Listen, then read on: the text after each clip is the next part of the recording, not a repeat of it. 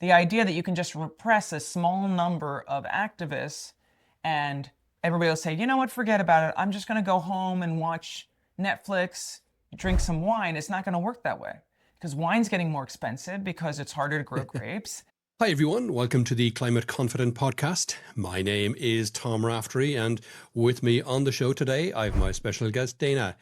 Professor Dana Fisher, you've been on the podcast before. Thank you for coming back. For people who might have missed that, would you like to introduce yourself? Sure. Hi, thank you for having me back again, Tom. I'm Dana Fisher. I am a professor in the School of International Service at American University. I also am the director of the Center for Environment, Community, and Equity at American University. And I guess I'm most known these days for being the apocalyptic optimist. So now I'm really leaning into that. So in addition to my TED Talk I did, which I think is since we last spoke, so I did a TED Talk on how to be an apocalyptic optimist, but I also now have the Apocalyptic Optimist podcast and newsletter. So you can get little bites of apocalyptic optimism delivered straight to your email box if you so desire. Come check out our real talk about what's broken and how to fix it, which is what we're focusing on in the podcast. And we had a whole episode about that. It's nearly 2 years ago, Dana. It doesn't feel that long ago. It was May 24. So yeah, nearly 2 years ago now. Wow. And it was just after you brought out the book, the one that's over your shoulder there. And you talked about apocalyptic optimism. But for people who might have missed that episode, what is apocalyptic optimism? Apocalyptic optimism is the notion that we need to get realistic about the path we're on with regard to the climate crisis. And now I've been talking about this. A lot of my work has been focusing more recently on what I talk about as the poly crisis that we're experiencing. That is the crisis of democracy in many places, particularly in my country, in the United States, along with the climate crisis. And as we know, climate change is a threat multiplier. And while that is the case for issues that relate to the natural environment, it also is the case for social problems and social conflicts like we're seeing around the crisis of democracy and the growing autocracy, which is happening in the United States, but it's happening in many other places as well. So being an apocalyptic optimist means being realistic about the path we are on. So not like filling our minds with hopium that everything's okay and we don't have to worry about anything, but being realistic about where we are, where we need to go, and then recognizing, as we say in the podcast, how to fix it. So being an apocalyptic optimist means I do believe that there is a way for us to save ourselves from this crisis that we've created, the climate crisis, as well as this poly crisis that we're experiencing in many parts of the world. But we have to be realistic about where we are, because otherwise too many people will be caught off guard. And that opens up opportunities for misinformation, which we've been seeing in lots of places. But if not, we can recognize where we are and where we need to go. And I believe in people power to get us there. And so that's a lot of what my work is about. And as well, you need to have some kind of degree of optimism or hope, or otherwise you fall into despair, and despair just means you're going to give up and do nothing. It's only with hope and optimism that you can actually get off your ass and do something, right? I think that there's a way to be hopeful, but be realistic and hopeful. And then there's a way to be hopeful and believe in unicorns and rainbows. And I am a big fan of unicorns and rainbows, but I also recognize that the only way to get over that rainbow is to put on your boots and probably step through a bunch of muck on the way. And that's certainly where we are here in the United States right now. I think that's where we are with regard to addressing the climate crisis internationally, for sure, if we think about the status of the Paris Agreement, or in terms of the way that the world is experiencing the increasing concentrations of greenhouse gases. So I think that we have to be hopeful and recognize that we still can save ourselves from the crisis, but we have to recognize that we can't just sit around and continue, consuming fossil fuels and expanding our consumption of fossil fuels and think that the world's going to be okay, because it's just not. Obviously, with the current war in Iran, I mean, that's another reason we should not be using fossil fuels, right? Because I wrote a couple of paragraphs on a supply chain magazine just last night, when it went live this morning, saying sun and the wind have zero problems going through the Strait of Hormuz right now. So relying on fossil fuels is an existential risk for a lot of companies, because they can't get access to energy now, or it'll cost them a lot more to get access to the same energy than it did a week ago. There's been talk that everybody should expect if you rely on fossil fuels for your energy or your electricity, you should expect that your costs are going to go up. I am delighted that my family and I chose to shift to solar panels here at home, and we charge our electric cars with our solar panels, which means that I pay $8 a month no matter what's going on in the geopolitical world right now to just be on the grid, and then I actually get paid for all of the power that we generate and don't use. So I think, this is just another reason to recognize that this transition to clean energy makes a lot of sense, because it also means that we're no longer reliant on resources being extracted from somewhere else that have to go through and deal with all of these geopolitical stressors. So anybody who can right now, I think this is a great time to get on solar power or wind power if you can do it. But I know there's a lot more infrastructure involved, so that's not as easy and as quick, but certainly much better than fossil fuels right now. Definitely. And you've spent years studying how people mobilize around crises. Climate seems to be entering a new phase of public response, would you say? Well, I think we're still experiencing that climate is seen as not the main issue that a lot of people are mobilizing around at the moment. We saw this amazing peak in engagement around climate in terms of climate activism in 2019, 2020 with Fridays for Future and Greta Thunberg and all of these young people who were doing these school strikes for climate. That was a global phenomenon. It was amazing. In fact, I wrote a bunch of pieces about how many people around the world in all sorts of countries were participating simultaneously in these amazing mobilizations. When COVID happened, one of the things that Greta and the other young people did, which I thought was so valuable, was that they said we need to follow the science, and if the scientists are saying we need to stay inside to flatten the curve, then we need to do that. And so they basically encouraged everybody to go inside their homes and shift their activism from in the streets to on the computers. But we know, one of the things I also study is I study about how online engagement is really different from in-person participation. And what we know is when you go online, you end up in these echo chambers, right? And you silo your communication versus being, sitting on a street corner with a sign, sitting outside the legislature or parliament with a sign where anybody who walks by is going to see you. You have to actually find somebody if you're looking online. That really moved the climate movement into a new stage. And so now we're, 5, 6 years later? And the climate movement has not started to gain a lot of attention again in the same way. And I think part of that is because we're seeing such a shift towards right-leaning populism in many countries. I also think we've seen a real pushback from fossil fuel interests, and we've seen them participating in unfathomable ways even 5 years ago in the climate regime in these international meetings, really limiting the ability of countries and individuals to push for acknowledgement that a transition away from fossil fuels is needed for us to address the climate crisis. So as a result, the climate movement has been active, but what we're seeing in a lot of places, certainly here in the United States, is we're seeing climate activism being bundled together with a broader movement. And what we're calling it here is Resistance 2.0, which is a resistance to the Trump administration and its policies, which includes resistance to horrible immigration policies or resistance for immigration justice, resistance for peace, resistance for climate action.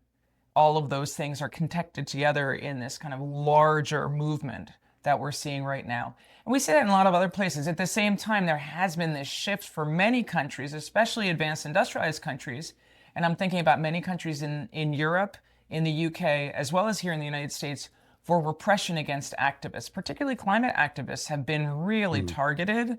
That has slowed down the movement. It has certainly not snuffed it out. And in fact, I think that what we're going to see is the movement pushing back with more ferocity because of the repression that a lot of activists have felt and experienced. Yeah, I had Jonathan Porritt on the podcast about 6 months back. He's based in the UK, and he was one of the people involved. He's a long-term climate activist, and he was involved with the Extinction Rebellion.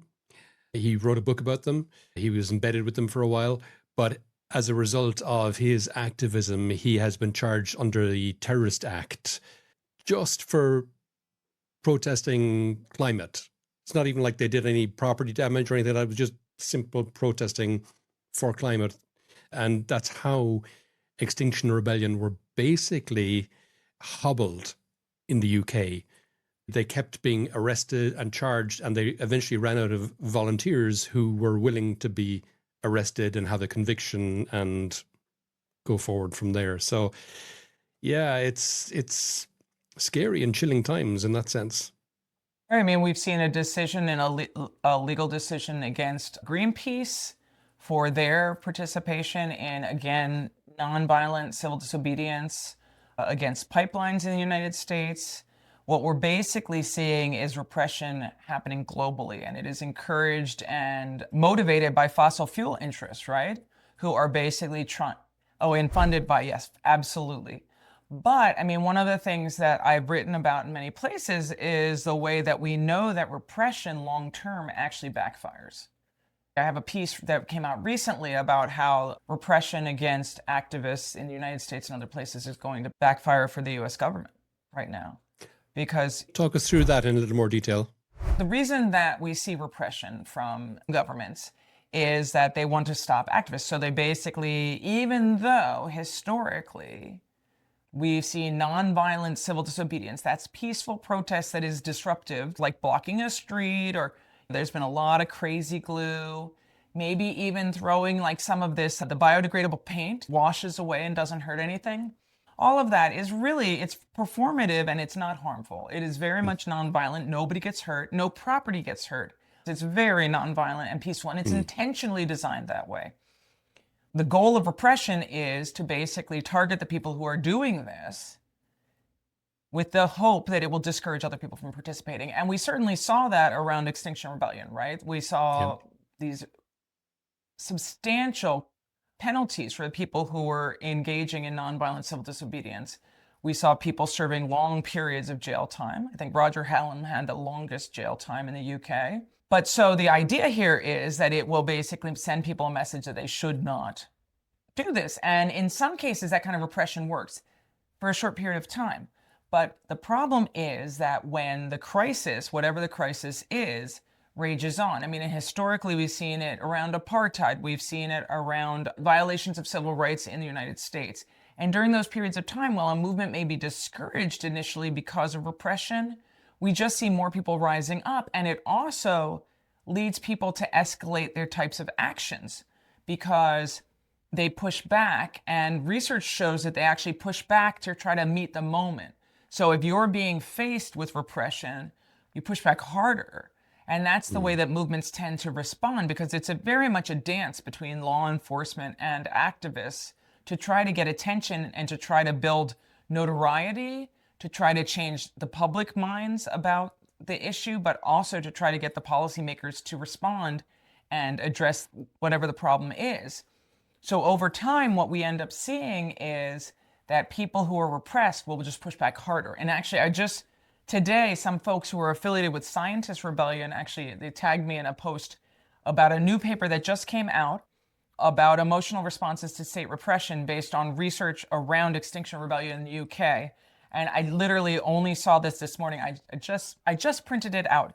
But it's a paper by Suniva Davies Ramatbait, I'm sorry, I'm saying that name wrong, and colleagues that just came out in Nature Climate Change, which is an extremely good journal, very good journal around climate. They've been publishing a lot of work around activism recently. It's consistent with the argument I'm saying about how repression actually does not discourage, but rather gets people to hanker down and try to figure out what they want to do and how they want to organize to push back to power even more severely. And that will be particularly true, and I talk about this some in Saving Ourselves, as the climate crisis wears on, because it's not like the problem is going away. It's one thing if it's a problem that people can just ignore, or it's out of sight, out of mind, or people aren't going to experience it. But we're at the time in the climate crisis where people are increasingly experiencing the crisis firsthand. I was just out in Los Angeles, and in Los Angeles, they're having a heat wave. So it was much warmer than normal. And it's funny because I was in an electric Uber, and the Uber driver was like, well, this is just glorious. It's 15, 20 degrees warmer than usual, which is on the one hand nice. It felt like summer. But on the other hand, a lot of people were pointing out how it's extremely bad because if that's the temperature it is in February at the time, think about what temperature it's going to be when we hit August and how Mm. that's going to play into the fact that Los Angeles is basically a desert and very prone to wildfires. And we saw what happened only a year and a little bit ago in terms of wildfires affecting the city of Los Angeles. But I mean, the whole state is at risk. I mean, and we actually have a drought across the entirety of the Southwest of the United States right now, where areas that are known for skiing have had zero snow or so much less snow that it's going to be a huge water crisis come summer for many areas. And that's because of the climate crisis. The thing is that because people are actually experiencing it firsthand, the idea that you can just repress a small number of activists and everybody will say, you know what, forget about it. I'm just going to go home and watch Netflix, drink some wine. It's not going to work that way because wine's getting more expensive because it's harder to grow grapes. And at the same time, more and more people are going to be like, but we have to do something. I can't just sit inside and wait because the government's clearly not doing it for us. And is it people's innate sense of justice that is causing this to happen? People see that the pushback from government is unjust and things are being done that just aren't right. And then people get their back up and say, well, I got to do something about this.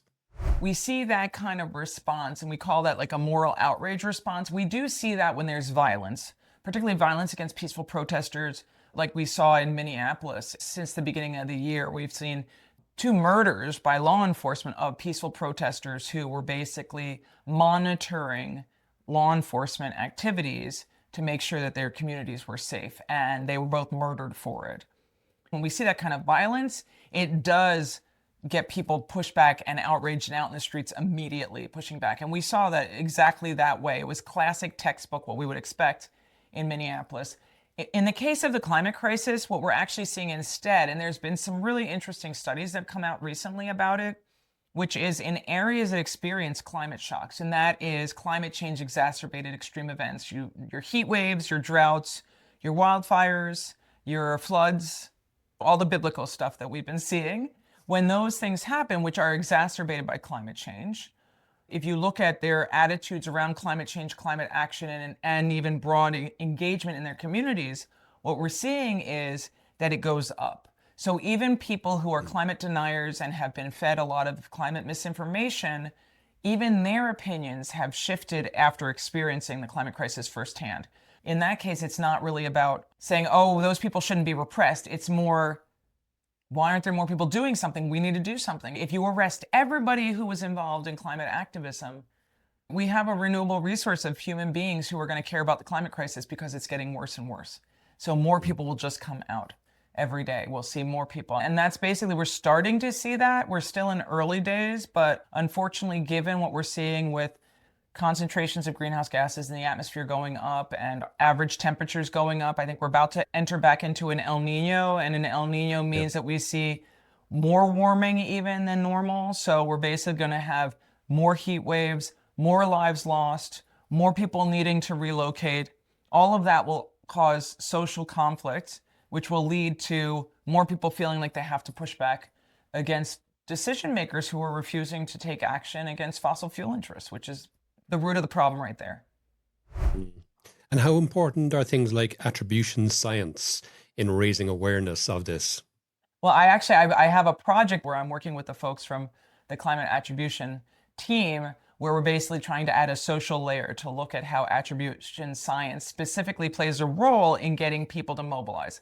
We don't actually know the answer to your question. I mean, it's a very good question, Tom. So I should just have started with that. We don't know yet, but we need to know. And what we also need to know is, where is misinformation getting in and blocking some people from understanding and believing the science when they're given the science? Because we've seen examples of that. For example, during the LA wildfires, there were people who were given information that it wasn't actually due to climate change exacerbated drought, but rather it was because of the governor's decisions. Or we saw it when there were hurricanes and deadly floods in many parts of the world. So we need to understand that. And while some of my colleagues who do the attribution science have been churning out this scientific information to show how much climate change is playing a role in these extreme events, we also need to understand the dynamics through which people get their information.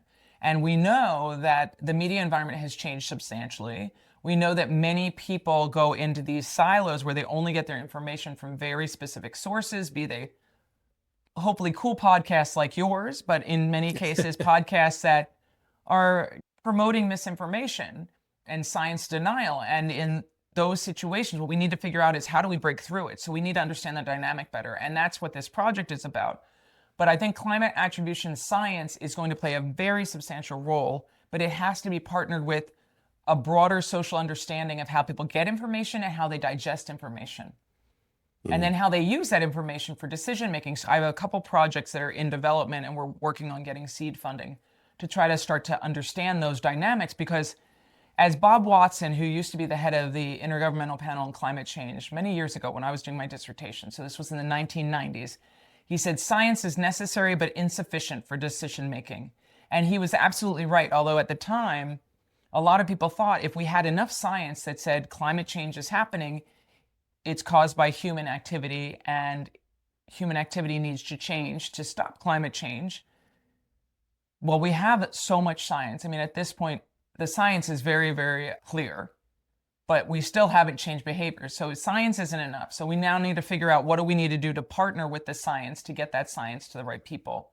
And the answer is not just the decision makers. The decision makers have known the science and have been given the science, spoon-fed it by the IPCC for decades now.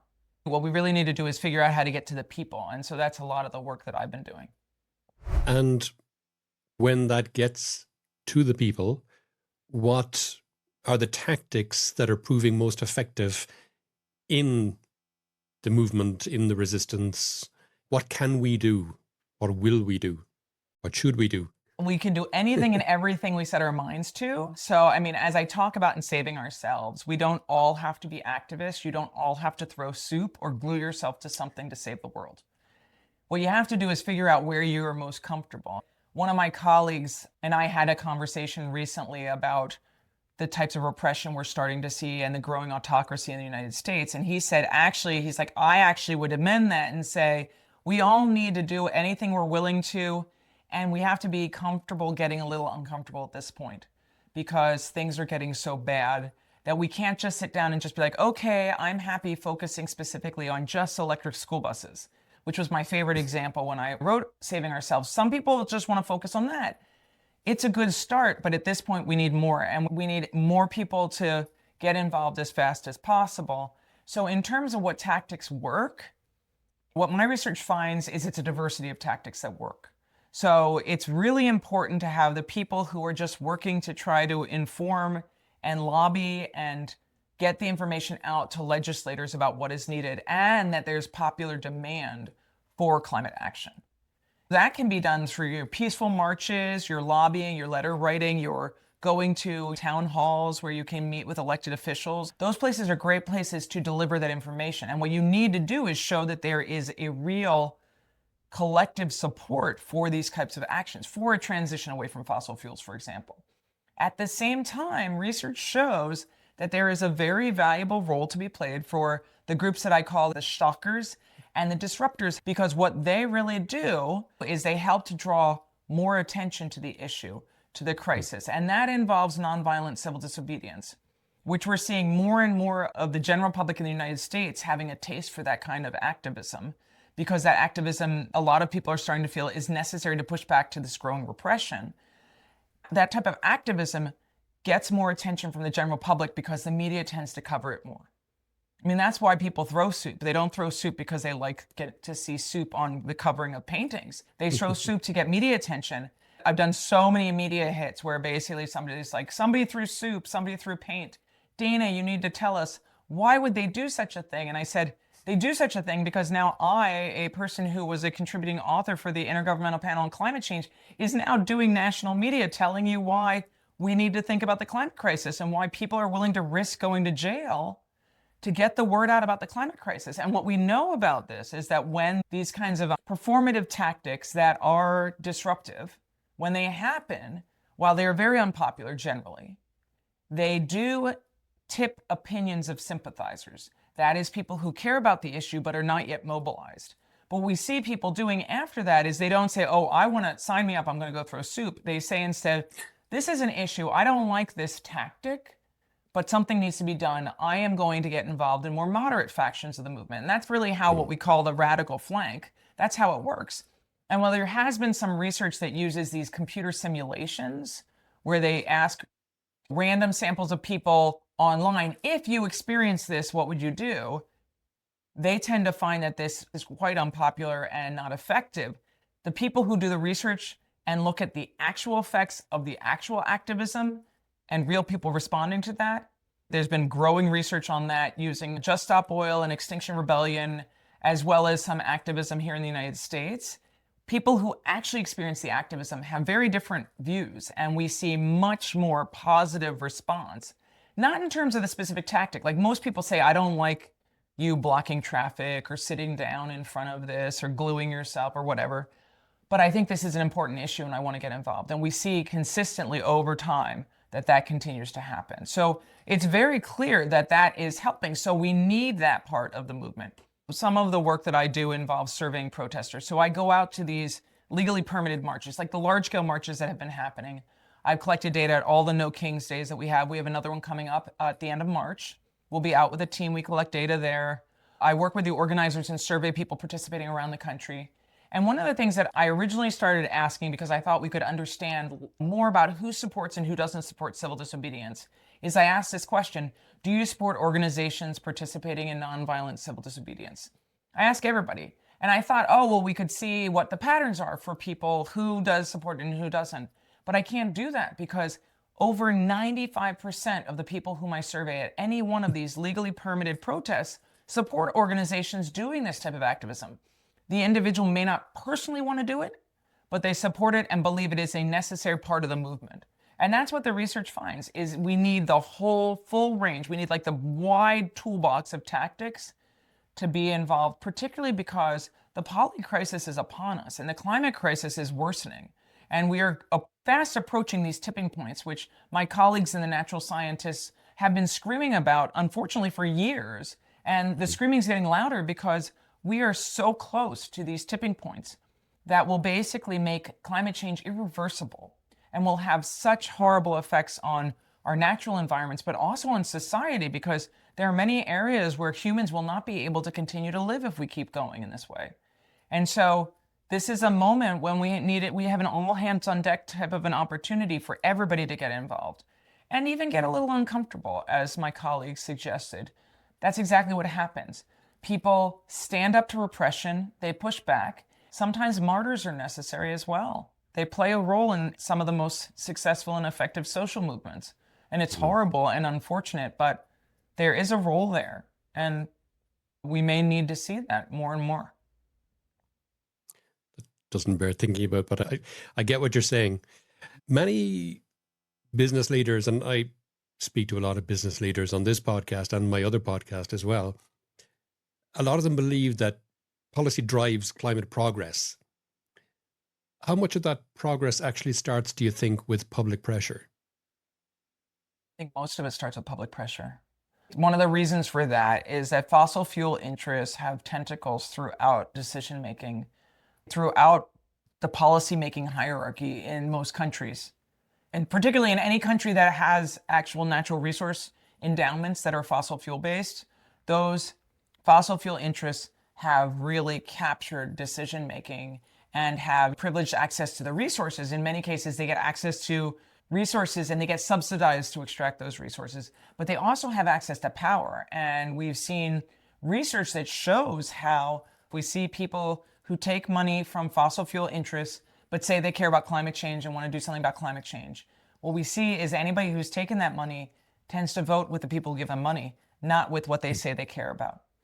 The policymakers who are acting on climate either were brought into office because they ran saying that they think climate change is an issue and we need to transition away from fossil fuels, or they've gotten so much public pressure that they recognize that they will lose their position in office if they don't do something about it. So it all starts with us.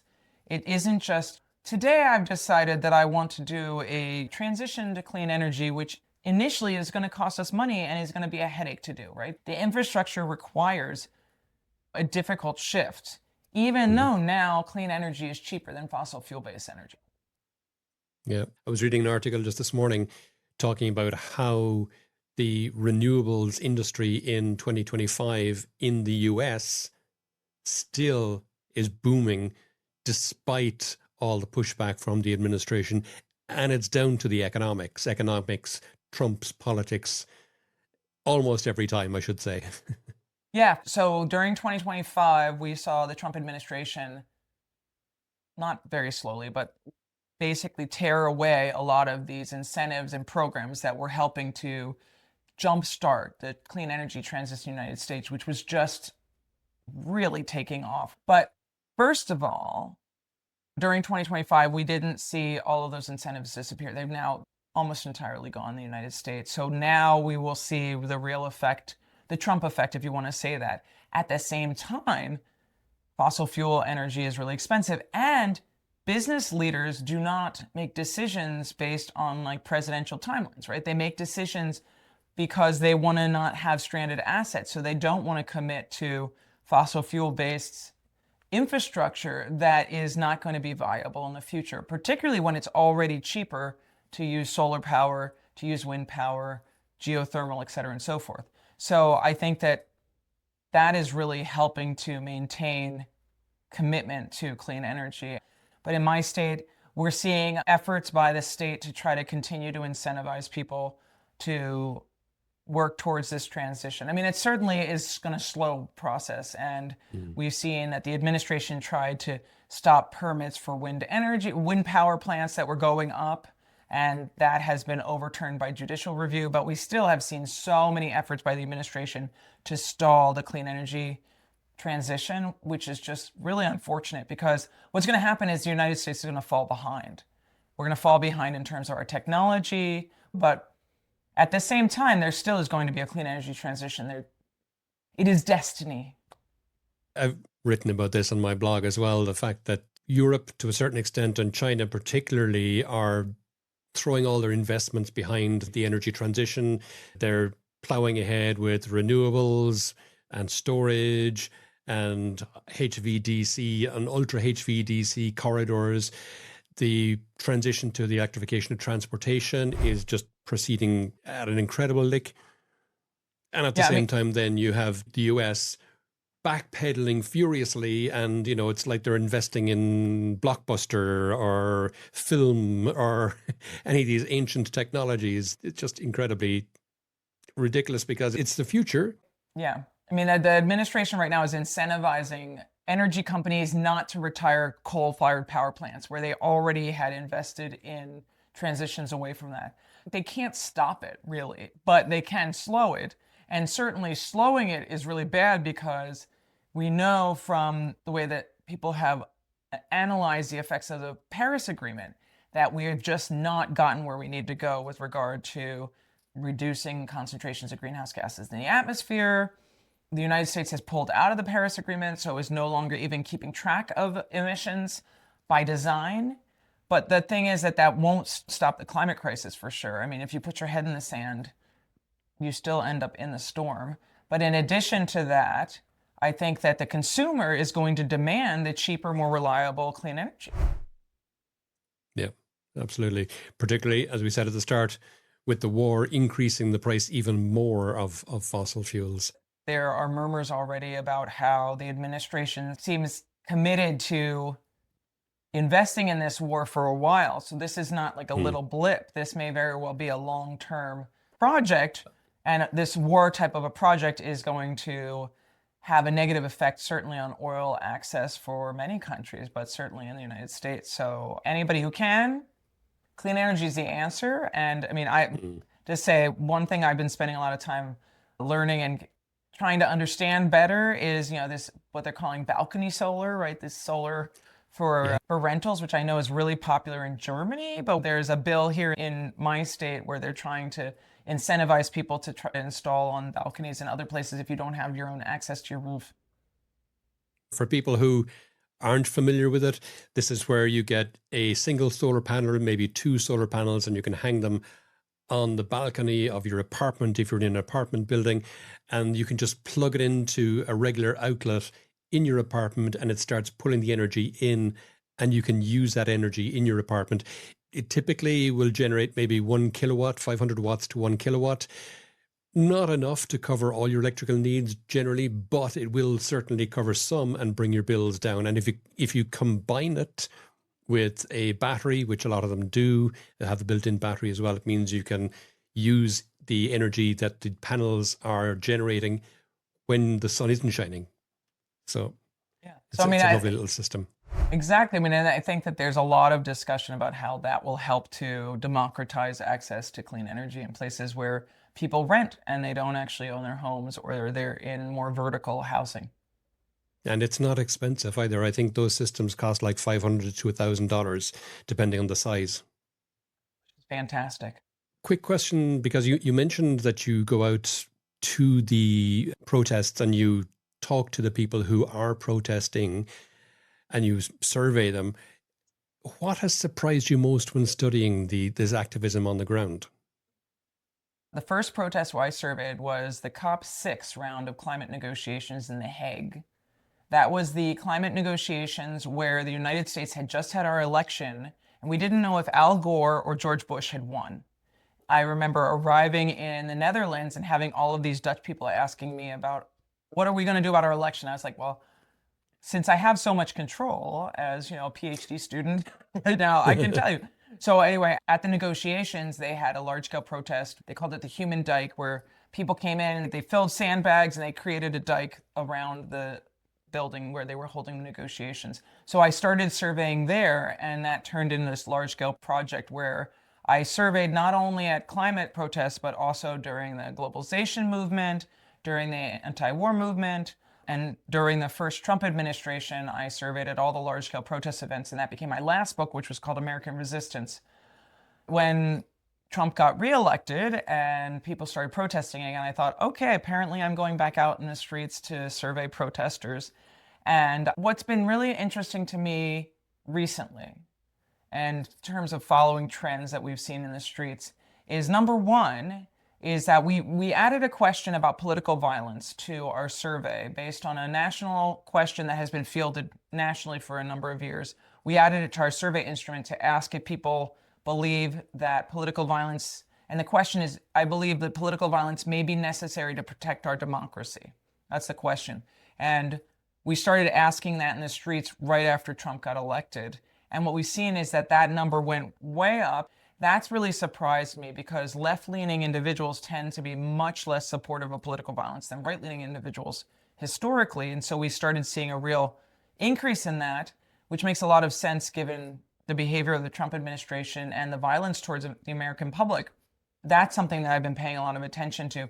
The other thing that's happened simultaneous to that is we've seen, as the Trump administration has done these like occupations of cities, where they come in and they do these efforts to basically identify, well, they say identify illegal immigrants, but they seem to be capturing a lot of legal immigrants too, locking them up, taking children, ripping apart families. So in a lot of communities, we're seeing protests emerge in response to that.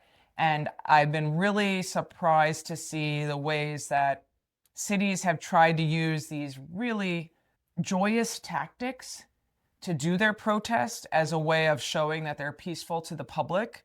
For example, we saw in Portland last summer that a lot of people started dressing in these like blow up puppets, right? In the beginning, I remember saying, well, that is just so weird, but it was so interesting because then people were able to post videos when law enforcement would start chasing them, and you see these people all like trying to run while they're in these frog costumes.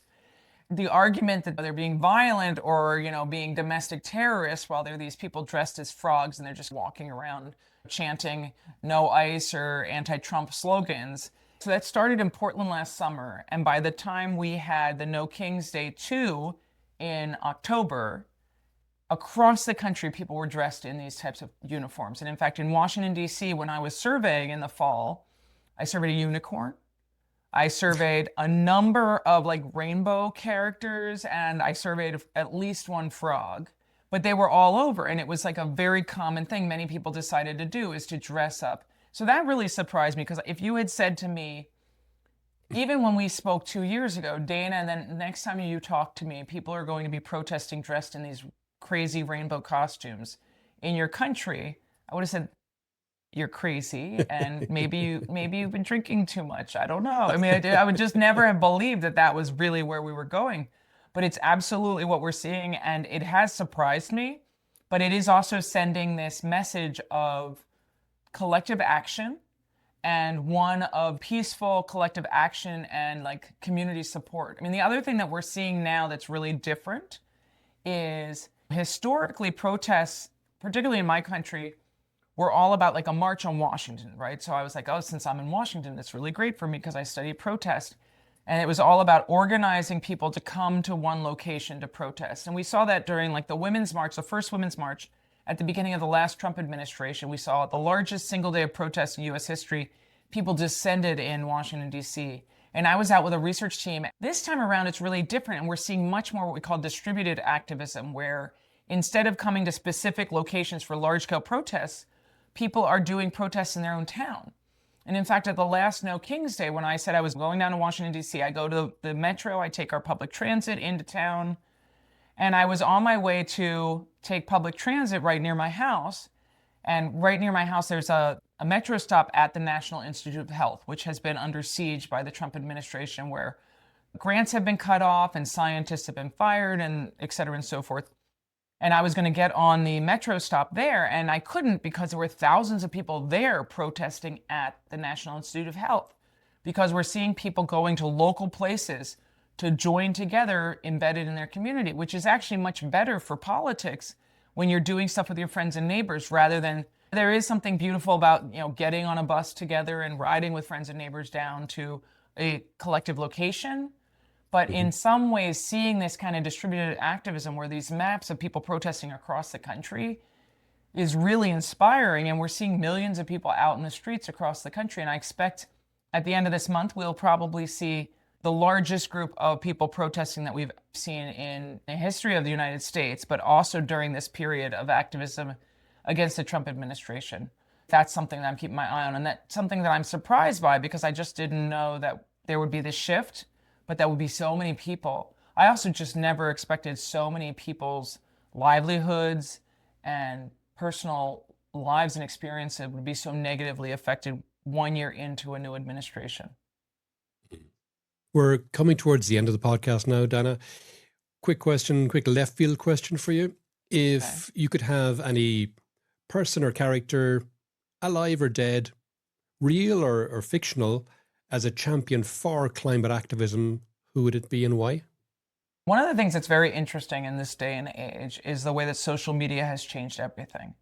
Well, many of our historic leaders of democracy movements around the world would never have survived the type of exposure you get through social media and the type of scrutiny of your personal life that we experience today. I mean, I've had people challenging me because of the political views of people who I talk to on my podcast, for example. And I'm sure you probably have experienced that too.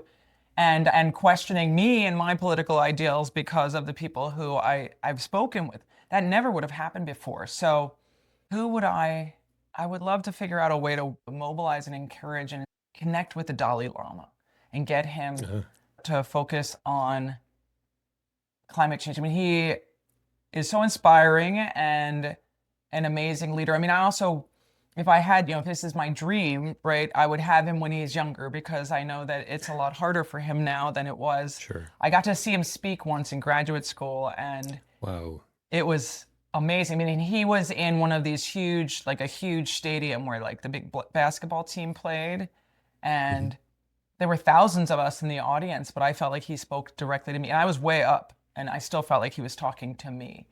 And to have that kind of inspiration. I mean, I also think that there's something really valuable about connecting with faith.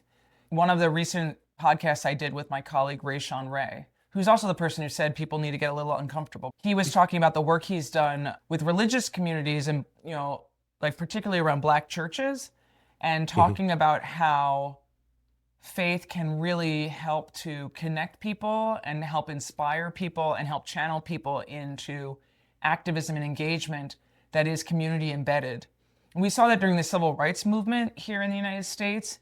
Right now, we've seen the political right do a very good job of connecting through conservative Christian churches, etc. But we're not really seeing it the same on the left. And I mean, I think the Dalai Lama could be inspiring. I mean, I also know that the new Pope is actually inspiring people around protecting immigrants, et cetera, and so forth. So faith-based leaders could be wonderful if we could see more of an opportunity to connect people.